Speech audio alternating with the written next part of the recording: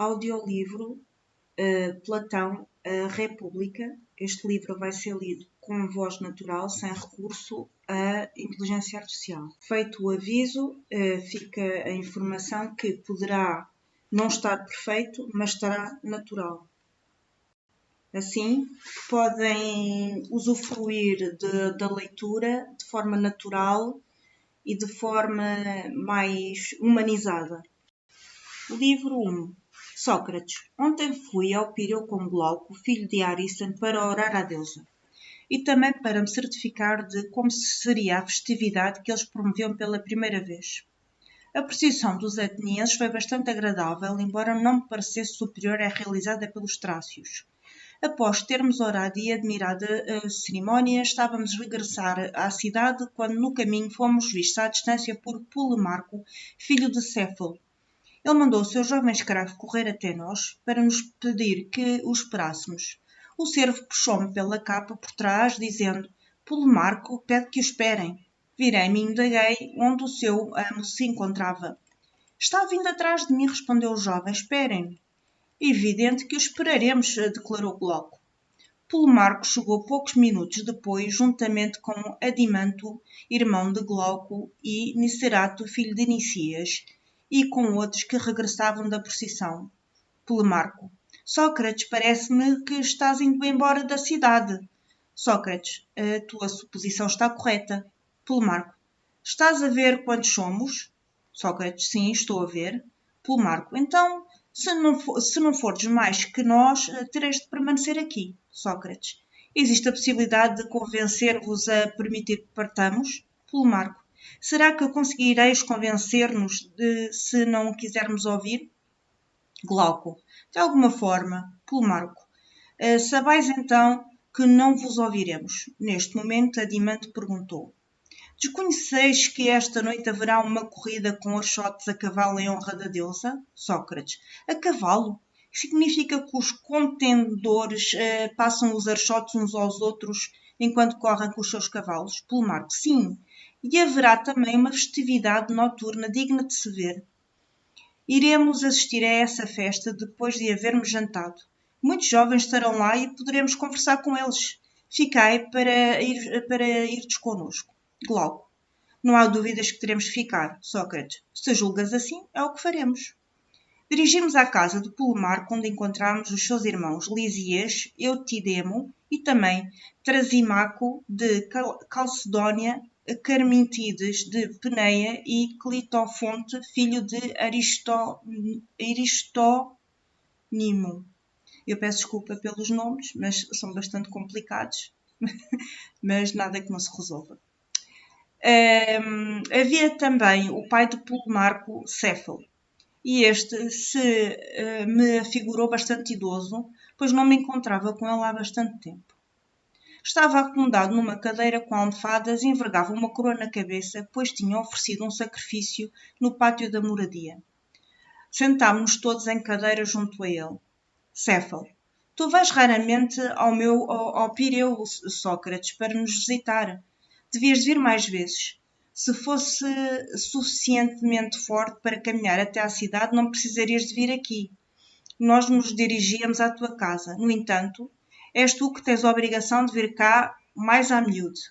Pois para mim, cada vez mais os prazeres do corpo cedem lugar ao desejo e ao deleite de uma conversação. Dá então a estes jovens o proveito da tua companhia e vem mais vezes a esta casa de teus muito íntimos amigos. Sócrates. É verdade, Céfalo. Eu aprecio conversar com velhos. Penso que devemos aprender com eles, pois são pessoas que nos antecederam num caminho que também iremos trilhar, para assim conhecermos como é, áspero e árduo ou tranquilo e cómodo. Com certeza ser-me-á agradável conhecer a tua opinião, porquanto já alcançaste a fase da existência que poetas denominam como o limiar da velhice. Como julgas este momento da tua vida? Céfalo. Agrada-me, Sócrates, apesar a expressar o meu pensamento.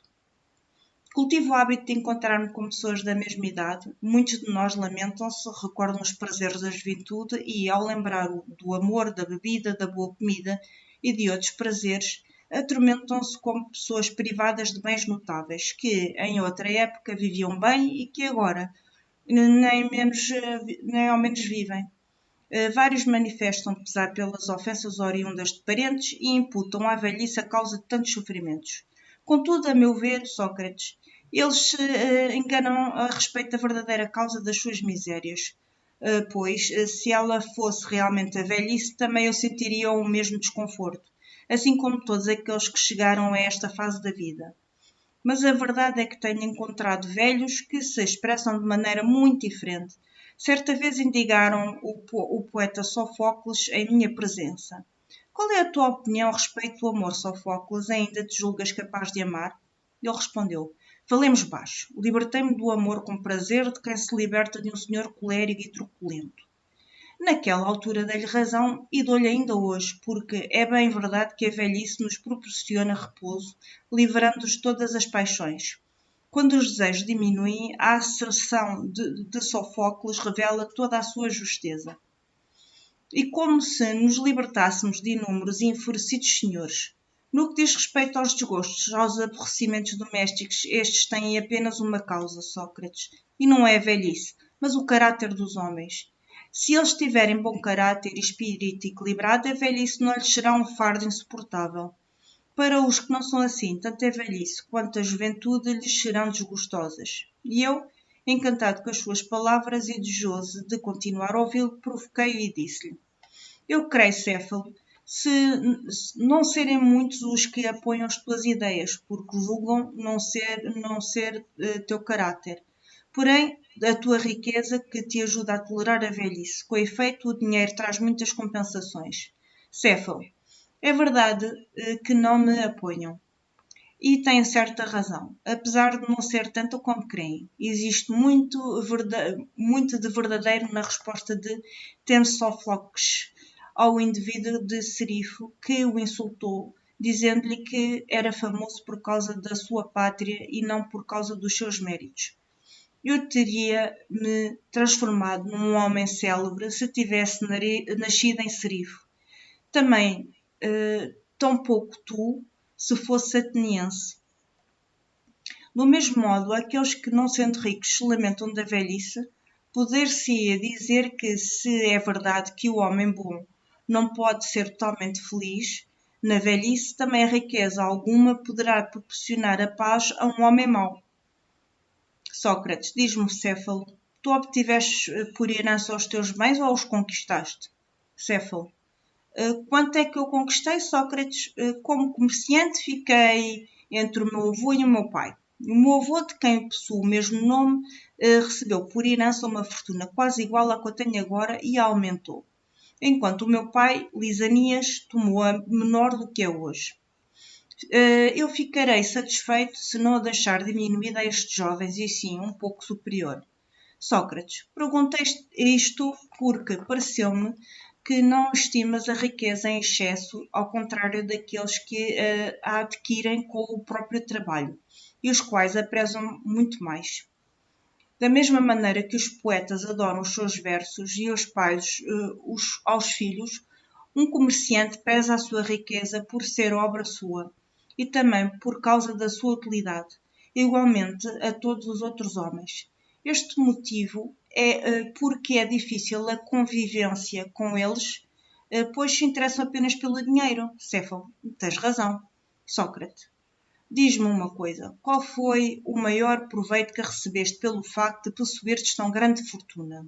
Céfalo, se eu o dissesse não conseguiria convencer muitas pessoas. Como tu sabes, Sócrates, quando alguém chega à idade em que toma consciência que logo morrerá, surgem-lhe o temor e a preocupação a respeito de assuntos nos quais antes não pensava. Efetivamente, tudo o que se conta a respeito do Hades, onde serão expiados os atos mal praticados em vida, todas as fábulas das quais até então ele fazia troça, agora aterrorizam a sua alma por temer que correspondam à verdade. E esse alguém, devido à debilidade e à velhice, ou porque divisa agora com maior clareza as coisas do além, toma-se repleto de desconfianças e receios, inicia a fazer cálculos e a analisar se cometeu alguma injustiça com alguma pessoa. E aquele que encontrar em sua vida pregressa muitas maldades, intimida-se, seja acordando numerosas vezes durante a noite, da mesma forma que as crianças, seja esperando por alguma desgraça. Ao contrário daquele que sabe não haver cometido injustiças, sempre alimenta uma doce esperança, benévola ama da velhice, como declara Píndaro. São as encantadoras palavras deste poeta ao Sócrates a respeito de quem tiver levado uma existência justa e pura. Ó doce esperança, que lhe acalenta o coração acompanhando. Qual amada velhice, esperança que governa mais que tudo os espíritos vacilantes dos mortais. Palavras maravilhosas. Devido a isto, tenho as riquezas em grande apreço, não para todos, mas somente para aqueles homens moderados e cautelosos. Jamais enganar alguém ou mentir, ainda que inadvertidamente, nem ser devedor, quer de sacrifícios aos deuses, quer de dinheiro a uma pessoa, e depois falecer sem nada recear. Para isso, a riqueza é de grande serventia. Existem várias outras vantagens, porém a mais do que tudo a Sócrates é a causa desta finalidade que eu considero a riqueza utilíssima para o homem judicioso. Sócrates. As tuas palavras são maravilhosas, ó Céfalo, mas essa virtude de justiça resume-se em proferir a verdade e em restituir o que se tomou a alguém, ou podemos dizer que às vezes é correto e outras vezes incorreto fazer tais coisas. Vê este exemplo. Se alguém em perfeito juízo entregasse armas a um amigo e depois, havendo-se tomado insano, e as exigisse de volta, todos julgariam que o amigo não lhes deveria restituir, nem mesmo concordariam em dizer toda a verdade a um homem enlouquecido. Céfalo, estou de acordo. Sócrates, como vês, a justiça não significa ser sincero e devolver o que se tomou. Polemarco, eu digo que sim, Sócrates, pelo menos se acreditarmos em Simonides. Céfalo, eu deixo-vos com este assunto, visto que preciso de ternurar o sacrifício. Polemarco, quer dizer que eu já não sou teu herdeiro? Céfalo, sorrindo, não há dúvida que sim, e afastou-se para o seu sacrifício. Sócrates, explique-nos, já que és o herdeiro da discussão, que foi que disse Simonides de tão correto a respeito da justiça? Polemarco, que é justo devolver aquilo que devemos, julgo ser esta a asserção correta. Sócrates, evidentemente é impossível não dar razão a Simonides, um homem sábio e divino. Não obstante, tu, Polemarco, deves saber o significado do que ele diz, ao passo que eu o ignoro. Está claro que Simonides não se expressou a respeito do que falávamos sobre restituir a uma pessoa algo do qual nos foi confiada a guarda, sendo que essa pessoa veio a perder a razão. Contudo, devemos ou não restituir um objeto do qual nos foi confiada a guarda? Pergunto. Polemarco. Devemos, claro que devemos. Sócrates. Mas de forma alguma deve ser restituído se alguém o reclamar tiver perdido a razão. Polemarco, com certeza. Sócrates, então, parece-me que Simonides quer dizer outra coisa quando afirma ser justo que restituamos o que devemos. Polemarco, certamente que se trata de outra coisa por Zeus. Na opinião dele, deve sempre fazer o bem aos amigos e nunca o mal. Sócrates, compreendo. Não é lícito devolver a uma pessoa o ouro do qual ela nos confiou a guarda se essa devolução lhe for prejudicial? E se os que o restituem forem seus amigos? Foi isto que quis dizer a Simonides? Polemarco. Exatamente. Sócrates. E os inimigos, devemos restituir algo que por acaso estejamos lhe devendo? Polemarco, com certeza, pois em meu entendimento, o que um inimigo deve ao outro é logicamente o que lhe convém, o mal. Sócrates, logo, Simonides se expressou por enigmas, como ousam fazer os poetas ao declarar o que entendia por justiça, Aparentemente, para ele, é justo restituir a cada um o que lhe convém, considerando isso restituir o que é devido. Plutarco, perfeitamente. Sócrates, por Zeus. Portanto, se alguém lhe perguntasse, ó Simonides, a quem é que se dá o devido e conveniente, a quem é que dá de devido e conveniente a arte que é denominada medicinal? Em teu entender, a resposta que ele daria. Plutarco, evidentemente, que dá remédios, alimentos e bebidas aos doentes. Sócrates. E a quem dá o que é devido e é próprio à arte da culinária? Plutarco. Temperos aos alimentos. Sócrates. Certo. Agora, a quem é e o que dá a arte que chamamos de justiça? Plutarco. De acordo com o que afirmámos anteriormente, ela dá benefícios aos amigos e prejuízo aos inimigos. Sócrates, logo, o que Simonides entende por ser justiça é ajudar os amigos e prejudicar os inimigos? Plutarco, ao que me parece. Sócrates, e quem tem mais possibilidade de ajudar os amigos que sofrem e prejudicar os inimigos? No que concerne à doença e à saúde? Plutarco, o médico. Sócrates. E os navegantes relativamente aos perigos de uma viagem do mar? Plutarco. O piloto. Sócrates. E quanto ao homem justo? Em que circunstância e como ele pode ajudar os amigos e a prejudicar os inimigos? Plutarco. Penso que seja na guerra, lutando contra uns e aliando-se a outros. Sócrates. Muito bem. Contudo, amigo Plutarco, o médico é inútil para pessoas sadias. Plutarco. Concordo. Sócrates. E o piloto também o é para os que não estão navegando. Plutarco. Claro. Sócrates. E o homem justo? Seria igualmente inútil para aqueles que não estão guerreando. Plutarco. Com isto eu não concordo. Sócrates. Portanto, a justiça é útil também durante a paz? Plutarco. Sim. Sócrates. Isto também vale para a agricultura, não é verdade? Plutarco. E? Sócrates. Para conseguirmos os produtos da terra? Plutarco. Sim. Sócrates. E, logicamente, também a arte do sapateiro? Plutarco. Também.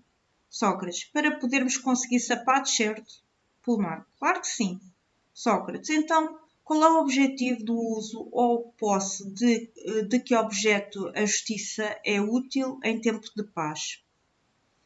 Plutarco. Para os contratos comerciais, Sócrates. Sócrates. Por contratos comerciais queres dizer as associações ou outro tipo de contrato? Plutarco. As associações.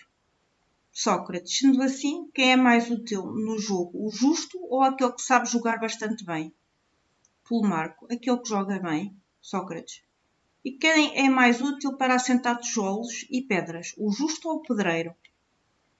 Plutarco. Lógico, o pedreiro. Sócrates. Então, em qual associação julgas o justo mais útil que o pedreiro e o citarista? Da mesma forma que o citarista o é em relação ao justo na arte da música. Plutarco. Creio que nos assuntos monetários. Sócrates. Exceção feita, talvez. Plutarco. Para usar o dinheiro, como por exemplo, na ocasião de adquirir ou vender um cavalo em sociedade. Neste caso, seria mais útil um tratador de cavalos, não achas? Plutarco. Parece-me que sim. Sócrates. E a respeito de um navio, também é mais útil um construtor ou um piloto? Concordas? Sim. Plutarco disse. Sócrates. Sendo assim, em qual circunstância em que for necessário usar dinheiro ou ouro em sociedade, o homem justo é mais útil do que qualquer outro? Plutarco. Na circunstância que desejarmos fazer um depósito em segurança, Sócrates. Sócrates. Mas isso significa quando não utilizamos o dinheiro e preferimos deixá-lo imobilizado, certo? Plutarco. Sem dúvida. Sócrates. Logo, a justiça só é útil quando o dinheiro for inútil. Plutarco. Creio que sim. Sócrates. Então, no caso de precisarmos de guardar uma podadeira, a justiça é útil tanto do ponto de vista comum como particular. Contudo, se precisássemos usá-la, é mais útil a arte cultivar a vinha? Pulmar, parece que sim. Sócrates, tu concluis, portanto, que se quisermos guardar um escudo e uma lira sem usá-los, a justiça é útil. Porém, se desejarmos nos servir deles, é mais útil a arte do soldado e a do músico. Pulmar, necessariamente. Sócrates, por conseguinte, o respeito de todas as outras coisas, a justiça é útil quando nos servimos dela e útil. A justiça é inútil quando nos servimos dela e útil quando não nos servimos? Pulmar, penso que sim. Sócrates, logo, meu amigo, a justiça é um pouco importante. Logo, meu amigo, a justiça é muito pouco importante se ela se aplica somente a coisas inúteis. Mas vamos examinar o seguinte: em um combate ou uma luta qualquer, o homem mais capaz de desferir golpes é também o mais capaz de se defender? Pulmar, sem dúvida. Sócrates, e o mais capaz em preservar-se de uma doença não é também o mais capaz em transmiti-la secretamente? Pulmar, creio que sim. Sócrates, mas não é bom guarda de um exército aquele que furta os inimigos e os seus segredos e os seus planos? Pulmar, não resta dúvida. Sócrates, por conseguinte, o hábil guardião de uma coisa é também um hábil ladrão da mesma coisa. Pulmar, parece que sim. Sócrates, logo, se o homem justo é hábil em guardar dinheiro, também o será também em furtá-lo. Pulmar, teu raciocínio leva a essa conclusão. Sócrates, portanto, o justo apresenta-se como uma espécie de ladrão e penso que tu aprendeste isso com o Homero. De facto, este poeta enaltece o avô materno de Ulisses, Autólico, dizendo que excedia a todos os homens no furto e no perjúrio. Logo, parece que a justiça, na tua opinião, na de Homero e de Simónides, corresponde a uma determinada arte de furtar, porém, a favor dos amigos e em prejuízo dos inimigos. Não era isso que tu dizias? Pulmar, claro que não. Não sei mais o que eu dizia. No entanto, continuo afirmando que a justiça se resume em ser útil aos amigos e prejudicial aos inimigos. Sócrates, mas tu achas que amigos... tu chamas de amigos aqueles que os outros reputam honestos ou aqueles que são, de verdade, apesar de não o parecerem? É da mesma forma os inimigos? Pulmar, é natural apreciarmos o que julgamos honestos e testar o que consideramos maus. Sócrates, mas os homens não podem se enganar, julgando honestas pessoas que não são e vice-versa? Pulmar, sim, podem. Sócrates, logo, para os que se enganam, os honestos são inimigos e os desonestos amigos? Pulmar, sem dúvida. Sócrates, e apesar disso reputam justo ser útil ao... peço desculpa, Sócrates. E apesar disso reputam justo ser útil aos desonestos e prejudicial aos honestos? Pulmar, parece que sim. Sócrates, contudo, os honestos e os bons são justos e não têm a capacidade de cometer injustiças. Pulmar, concordo. Sócrates, logo, de acordo com o teu raciocínio, é justo prejudicar os que não cometem injustiças. Pulmar, de forma alguma, Sócrates, pois o teu raciocínio está errado. Sócrates, então é justo prejudicar os maus e ajudar os bons? Pulmar, essa condução é bem melhor que a precedente. Sócrates, então, para numerosas pessoas, Pulmar, que se enganam a respeito dos homens, a justiça significa prejudicar os amigos, sendo que possuem amigos maus, e ajudar os inimigos, os quais na verdade são bons. E, sendo assim, afirmaremos o contrário do que imputávamos a Simonides. Pulmar, sem dúvida, parece que é isso, mas façamos uma correção, pois corremos o risco de não havermos feito uma precisa definição de amigo e de inimigo. Sócrates, e de que maneira os definíamos, Pulmar? Marco. Amigo é aquele que parece honesto. Sócrates. E de que maneira corrigiremos a definição? Marco. Amigo é aquele que parece e realmente é honesto. Aquele que parece honesto, mas não é, apenas aparenta ser amigo, sem sê-lo. A definição é a mesma a respeito do inimigo. Sócrates, por conseguinte, de acordo com o teu raciocínio, o amigo é o indivíduo bom e o inimigo o mau. Marco, exatamente. Sócrates, então, queres que acrescentemos ao que dissemos anteriormente e a respeito da justiça que é justo ajudar o amigo e prejudicar o inimigo. Agora, devemos também afirmar que é justo ajudar o amigo bom e prejudicar o inimigo mau? Marco, precisamente. Dessa maneira parece-me bem explicado. Sócrates, logo, é peculiar ao justo prejudicar a quem quer que seja. Marco, não há dúvida de que devemos prejudicar os maus que são nossos inimigos. Sócrates, e se fazemos mal aos cavalos? Eles se tornam melhores ou piores? Marco, piores. Sócrates, relativamente à virtude dos cães ou à dos cavalos? Marco, a dos cavalos. Sócrates, então, quanto aos cães, a que fizemos mal, eles se tornarão piores em relação à virtude dos cães e não à dos cavalos? Marco, exatamente. Sócrates, e quanto aos homens a quem se faz mal, podemos também afirmar que se tornam piores conforme a virtude humana? Marco, é isso mesmo. Sócrates, mas a justiça não é virtude especificamente humana? Marco, sim. Sócrates, por conseguinte, meu amigo, os homens contra quem se pratica o mal tornam-se obrigatoriamente piores. Marco, concordo. Sócrates, por acaso é possível um músico, por intermédio da sua arte, tornar as outras pessoas ignorantes em música? Marco, isso é impossível. Sócrates, e por intermédio da arte equestre pode um cavaleiro tomar outras pessoas incapazes de montar? Marco, também é impossível. Sócrates, mas através da justiça é possível que um justo tome alguém injusto? Ou de forma geral, pela virtude, os bons podem transformar os outros em maus? Marco, não podem. Sócrates, realmente creio que ao calor não é dado esfriar e sim ao contrário.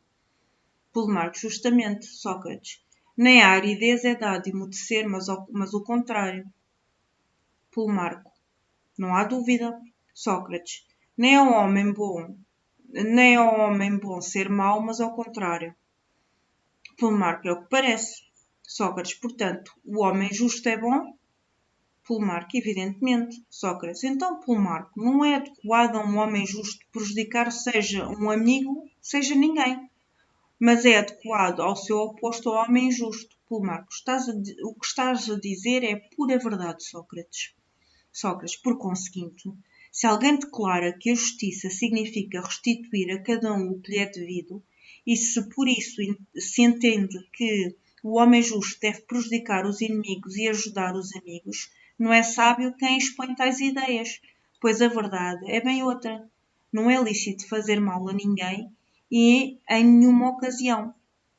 Marco, estou de pleno acordo. Sócrates, sendo assim, lutaremos juntos, tu e eu, contra quem imputar semelhante princípio a Simonides, Bias, a Pitaco ou qualquer outro homem sábio. Marco, associo-me com prazer à luta. Sócrates, sabes a quem eu atribuo a asserção do que é justo ajudar os amigos e prejudicar os inimigos? Marco, a quem? Sócrates, a Periandro, a Perdicas e a Xerxes, a Isménio de Tebas e a qualquer outro homem rico que se considerava assaz poderoso. Marco, eis uma grande verdade. Sócrates, porém, visto que nem justiça nem o justo nos parecem significar isso, como podemos defini-los? Repetidas vezes, enquanto falamos, Trasimaco procurara tomar parte da conversa, mas fora impedido pelos amigos, que queriam ouvir-nos até ao fim. Durante a nossa pausa, após as minhas últimas palavras, não pôde mais se conter, erguendo-se do chão como uma fera e lançou-se contra nós, como para nos dilacerar. Pulmarco e eu ficámos apavorados, porém Trasimaco, elevando a voz do auditório, gritou: Que tagarelice é essa, Sócrates? Porque agis como tolos, inclinando-vos alternadamente um diante do outro. Se queres mesmo saber o que é justo, não te limites a indagar e não temas em refutar aquele que te responde, mas, tendo reconhecido que é mais fácil indagar do que responder, responde tu mesmo e diz como defines a justiça e abstém-te de pretender ensinar o que deve-se fazer e o que é útil, proveitoso, lucrativo ou vantajoso. Exprime-te com clareza e precisão, pois eu não admitirei tais banalidades. Ao ouvir tais palavras, fui tomado de assombro e, olhando para ele, senti-me dominado pelo medo. Creio que, se não o tivesse olhado antes que ele me olhasse, eu teria ficado mudo. Mas quando a discussão começou a irritá-lo, olhei em primeiro lugar de modo que consegui dizer-lhe um tanto trêmulo. Sócrates, disse, não fiques zangado, Trasímaco, porque se eu e este jovem cometemos o erro em nossa análise, sabes que foi involuntariamente, pois se estivéssemos à procura de ouro, não nos inclinaríamos um para o outro, prejudicando assim as nossas oportunidades de descoberta. Portanto, não penses que, procurando a justiça, coisa mais preciosa que grandes quantidades de ouro, façamos totalmente concessões mútuas, em vez de nos esforçarmos o mais possível por descobri-la. Não penses não penses isso de forma alguma, meu amigo. Mas sei que a tarefa ultrapassa as nossas forças, por isso é muito natural para vós, os hábeis, ter compaixão de nós do que testemunhar-nos irritação. Ao ouvir estas palavras, Trasimaco soltou uma risada sardónica e exclamou: Oh, Hércules, está aqui a habitual ironia de Sócrates. Eu sabia e disse a estes jovens que não quererias responder, que fingirias ignorância e que farias por não responder às perguntas que te fizessem. Sócrates, és um homem subtil, Trasimaco. Sabias perfeitamente que, se perguntasse a alguém quais são os fatores de 12 e o prevenisses, evita, amigo, que de me responderes que 12 é o mesmo que 2 vezes 6 ou 3 vezes 4 ou 6 vezes 2 ou 4 vezes 3, porque não admitirei tal lenga-lenga. Sabias perfeitamente, repito, que ninguém poderia responder a uma pergunta formulada dessa maneira. Porém, se ele te dissesse: Trasimaco, como explicas que eu não respondo a nada ao que enunciaste antecipadamente? Será que, homem extraordinário, se a verdadeira resposta é uma dessas, eu não devo dá-la, mas dizer outra coisa diferente da verdade? Ou então como explicas que responderias a isto? Trasimaco. Muito bem, se uma coisa fosse semelhante à outra, Sócrates, nada impede. E mesmo que não fosse semelhante, mas assim se afigurasse à pessoa interrogada, achas que ela deixaria de responder o que parece é verdadeiro, quer que proibíssemos ou não? Trasimaco. Também irás se comportar dessa maneira? Darás a uma das respostas que eu te proibi? Sócrates, não me espantaria se, depois de pensar, tomasse essa resolução. Trasimaco, mas veja, se eu provo que existe, a respeito da justiça, uma resposta diferente de todas essas, e melhor, a que te condenas. Sócrates, a que poderá ser senão ao que convém ao ignorante. Ora, convém ser instruído por quem sabe, portanto, condeno-me a isso. Trasimaco, tu és enganador, mas além da pena de aprenderes, também deverás pagar com dinheiro. Sócrates, certamente quando o tiver. Glauco, mas nós temos, se é uma questão de dinheiro, Trasimaco, fala, todos nós pagaremos por Sócrates. Trasimaco, percebo perfeitamente, claramente, para que Sócrates se entregue à sua ocupação habitual, não deve responder. E quando alguém responde, apodera-se do argumento e refuta-o. Sócrates: mas como, meu nobre amigo, alguém poderia responder em primeiro lugar se não sabe e se confessa que não saber? E além disso, caso tenha uma opinião sobre o assunto, é proibido de dizer o que pensa por uma pessoa de grande autoridade? És tu que deves falar, dado que pretendes saber e ter algo para dizer. Não te esquives, portanto. Dá-me o prazer de responder e não uses a parcimónia para instruir Glauco e os outros. Após eu preferir estas palavras, Glauco e os outros pediram-lhe para que não se esquivasse. Percebia-se claramente que Trasimaco desejava falar para se distinguir, julgando ter uma excelente resposta para dar, mas aparentava insistir para que fosse eu a responder. Por fim, cedendo, exclamou: Trasimaco, peço desculpa. E esta sabedoria de Sócrates recusa-se a ensinar, ir instruir-se com outros e não se mostrar reconhecido por isso. Sócrates: tens razão quanto ao facto de que me instruo com os outros, mas estás enganado ao pretender que não lhes pago na mesma moeda, pois eu pago na medida em que posso. Ora, não posso não aplaudir porque não possuo riquezas. Mas a alegria com que o faço, quando julgo que alguém fala bem, tu a conhecerás logo que me tenhas respondido, porque eu julgo que falarás bem. Mas quando a discussão começou a irritá-lo, olhei-o em primeiro lugar, de modo que consegui dizer-lhe um tanto tremo. Sócrates: não fica zangado, Trasimaco. Porque se eu e este jovem cometemos um erro em nossa análise, sabes que foi involuntariamente. Pois se estivéssemos à procura de ouro, não nos inclinaríamos um para o outro, prejudicando assim as nossas oportunidades de descoberta. Portanto, não penses que, procurando a justiça, coisa mais preciosa que grandes quantidades de ouro, o façamos tolamente concessões mútuas, em vez de nos esforçarmos o mais possível por descobri-la. Não penses isso de forma alguma, meu amigo.